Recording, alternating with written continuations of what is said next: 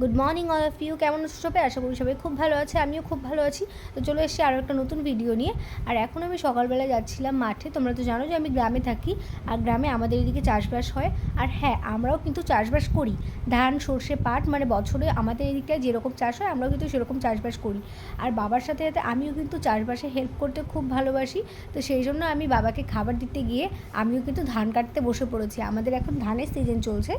আর মানে এমন না যে আমরা জোন দিয়ে করাই না, আমরাও জোন দিয়ে করাই, কিন্তু একদম পুরো সব কিছু জোন দিয়ে করানো তো সম্ভব না।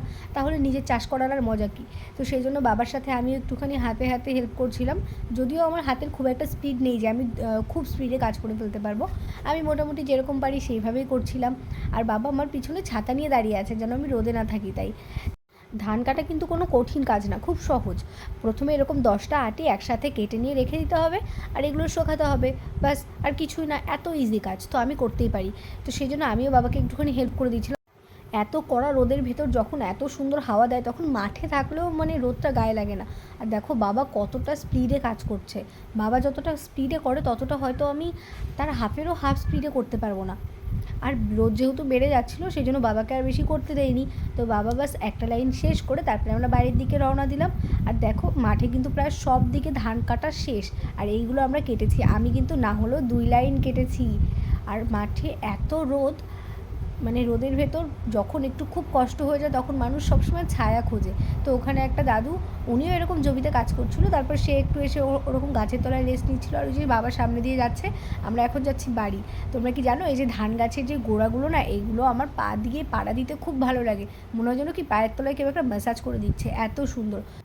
ঠিক একদিন পর আবার আমরা মাঠে চলে এসেছি।